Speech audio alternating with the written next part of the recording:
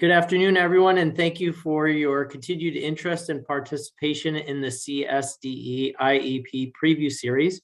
My name is Brian Klimkowitz. I'm the Special Education Division Director, and on behalf of the Connecticut State Department of Education, I would like to welcome you to our session, whether you're attending live this afternoon or viewing this recording at a later date and time. The CSD is committed to improving the quality of IEPs and the special education process. We're in the midst of a historic statewide special education improvement effort. The foundation for this goal is a transition to a statewide Connecticut Special Education Data System, or CT-SEDS. A tremendous amount of strategic planning and collaboration has resulted in a multifaceted system of training and technical assistance designed to support our educators, parents, and other stakeholders in our community. The CSDE is proud to provide you with an opportunity to participate in our IEP quality series and soon to be released CT-SEDS navigation training. We know that change is a challenge and can be difficult, but any effort that is involved with benefiting students with disabilities in our state is a journey certainly worth taking. Thank you for embracing these new opportunities, as well as your partnership and support during this exciting time. We know this initiative will be successful because of you. So today is our 8th session in our series, designed as a preview to highlight the various components of the IEP process within CT-SEDS. Sessions, as you know, take place on Monday afternoons at 4 p.m. and can be accessed using the same Zoom link for each session. That Zoom link will be placed in the chat as we speak. And for today's session, we are going to focus on our service delivery grid, indirect services, as well as special transportation. Our commitment to you is to do our best to start and end on time, and the sessions will be recorded for future viewing and posted on the new IEP CT-SEDS website. We will drop that direct link in the chat so that you'll be able to access that. And our sessions can be found on that page. You'll find the recordings as well as our slide decks from previous sessions. The structure of today's session will include a brief presentation followed by a question and answer session. And joining me today and facilitating our session is Michael Tavernier, Bureau of Special Education Consultant, as well as Steve Profit and Greg Glidden. Thanks, Greg and Steve. Appreciate your support.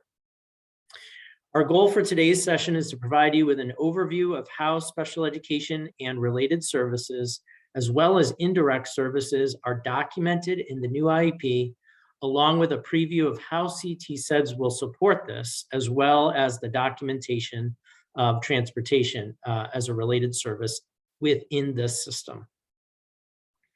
Due to the format of the presentation, participants are unable to unmute. However, we do encourage you to ask questions throughout via the Q&A panel. If you have a question at any time during the session, please place it in the Q&A panel, and you'll find that on the bottom of your screen next to the chat button. Please do not place questions in the chat because they may not be seen by our presenters. If we don't have time to answer your questions live, we will definitely respond to them at a later date, and it will also help us inform future training and resources and further information. So we appreciate your questions. This series is not a replacement for IEP quality training or CT-SEDS user navigation training, but the sessions are rather designed to supplement and assist you in your transition from your current system and process to CT-SEDS on July 1, 2022. At this point in time, I'm going to turn it over to Michael. Thanks, Michael. Thank you, Brian. Good afternoon, everyone. Okay, we're going to get right into it. Being shown here on this slide is page 11 of Connecticut's current IEP document. Special education services and related services are documented at the top of the page in what is often referred to as the page 11 grid or the services grid. Also on this page, highlighted here in yellow, is item number 4, transportation. where the PPT documents if the student is able to use regular transportation or requires special transportation. On this slide is an example of what the special education and related services information will look like on the new IEP. In this case, for a pre-K student. This student has two special education services, one for pre-academic skills that is tied to their first annual goal, and one for reading that is related to the second annual goal. This student also has a related service for language and communication that relates to the student's third goal.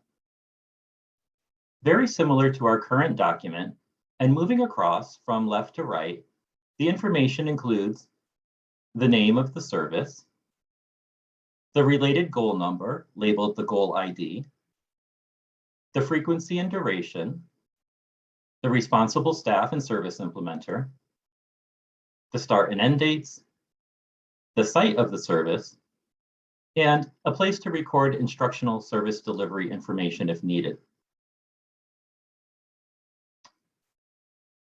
Here we see what the transportation section of the new IEP looks like. If special transportation is required, the specific details will be shown on the IEP. In this example, the student will be transported to and from school in a small van with a car seat.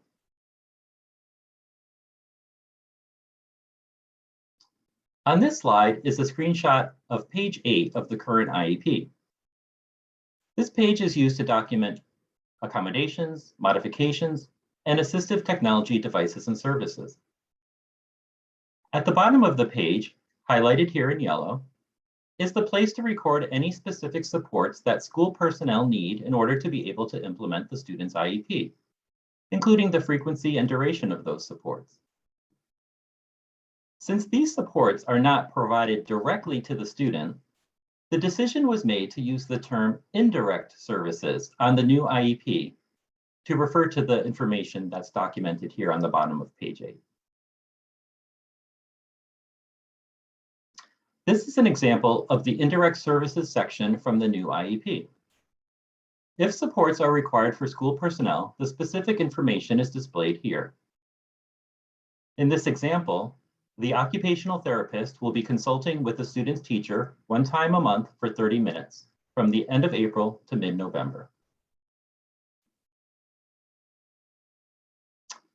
Now that you've seen what these sections will look like on the new IEP, let's see how that information is entered in CT SEDS.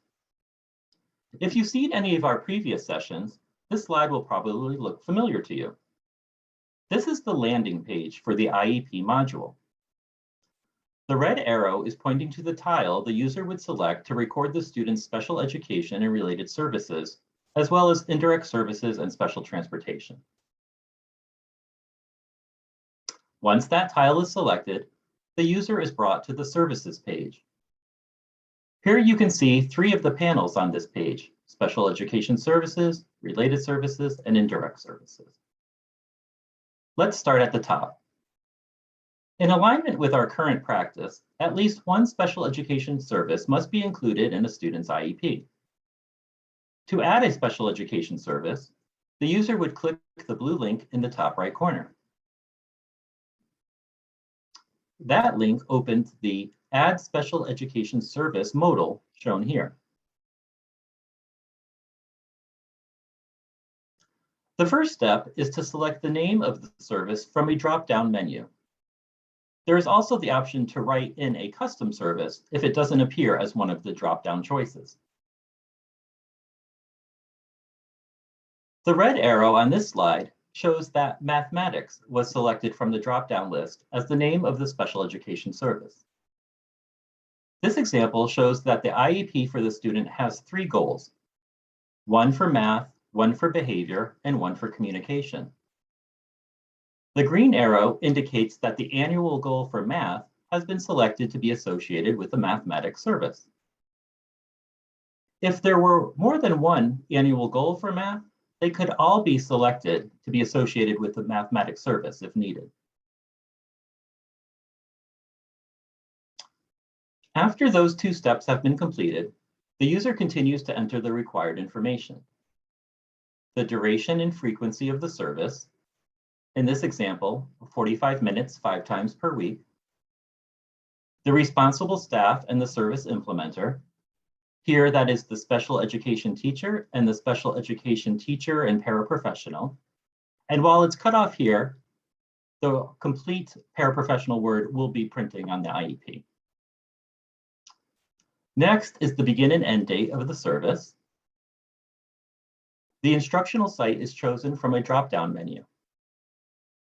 As you can see here, the instructional site choices have been updated for the new IEP and will be used to help calculate the student's time with non-disabled peers. Similar to the current IEP, there is a place to record instructional service delivery information, but it is not required. After the information has been entered, the user selects one of the green buttons at the bottom. Save and add another service. Close, which closes the modal but does not save any information, or save. Once all of the special education services have been entered, the user can move on to the next panel on the page to add related services, if needed, by clicking on the blue link in the top right corner. That link opens the Add Related Service modal shown here. Similar to the special education service, the first step is to choose the name for the related service from a drop-down list. The related services areas have been aligned with the Medicaid reimbursement documentation process. You can see here that the drop-down choices are different for related services, and the red arrow indicates that counseling individual is being selected.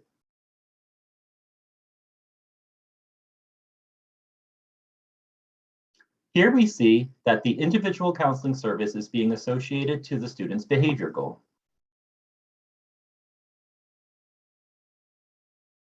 And just like before, the rest of the required information is added next. In this example, the student will receive 30 minutes of individual counseling 1 time a week by the school psychologist.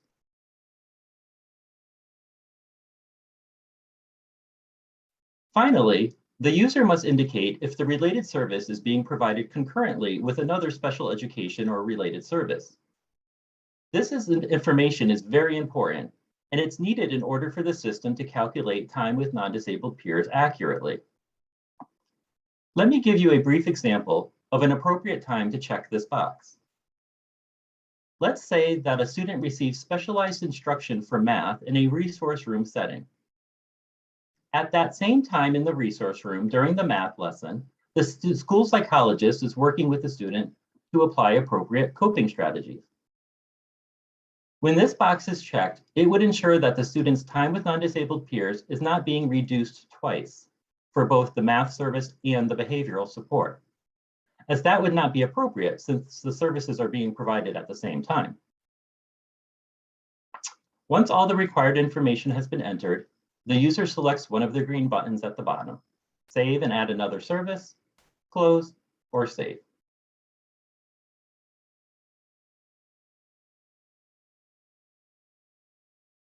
Next slide. If specific supports are required for school personnel to implement the IEP, the user would click on the checkbox shown here, hit the green Save button, and then click on the blue link in the upper right corner. Again, these supports are things that are currently recorded on the bottom of page 8 and may include, among other things, consultation from related services personnel such as a BCBA, training in assistive technology equipment, and classroom level paraprofessionals. And a quick note, the process of how to record one-to-one paras will be covered in next week's session. Similar to the special education services and related services modals, the indirect service information is entered here. The service, the goal it's associated with, if any, the duration and frequency, and the responsible staff. In our earlier example, shown again here at the bottom of the page, it was an OT consult once a month for 30 minutes. One thing we haven't mentioned yet is extended school year or ESY services. Currently, ESY services are documented in the page 11 services grid. On the new IEP, there is a separate section for ESY services. In CT SEDS, the process for entering the ESY information begins by selecting a checkbox, shown here by the green arrow, that indicates ESY services are necessary for the student to receive FAPE. Once that checkbox is selected, additional panels will appear that allow the user to enter special education services, related services, and indirect services. The red arrows are pointing out that for ESY, the user can select an existing service that has already been added to the IEP, if the service will be the same for ESY, or add a new service specifically for ESY. And the last thing we'll cover today is transportation. If transportation is required as a related service, it would not be entered in the related services grid. Instead, it would be indicated here by selecting the checkbox indicated by the green arrow. If yes is selected, the user must select one or more of the following: supports, specialized equipment, vehicle requirements. And similar to other places in the system, there are hover over tips that give examples for each of the 3 options indicated by the red arrow. Earlier in the presentation, we saw an example of special transportation that included a car seat as specialized equipment and a small van as a vehicle requirement. So, in summary, the special education services and related services in the new IEP are very similar to the page 11 services information we have now. ESY services will be documented separately and have their own grid. The indirect services section will be used to document supports for school personnel that are currently recorded at the bottom of page 8. And the transportation panel allows the user to record if the student is using regular transportation or special transportation, with a place to record the specifics. Now that includes today's presentation. We'll stop the recording and I will turn it over to Steve and Brian to facilitate the Q&A session. Thank you.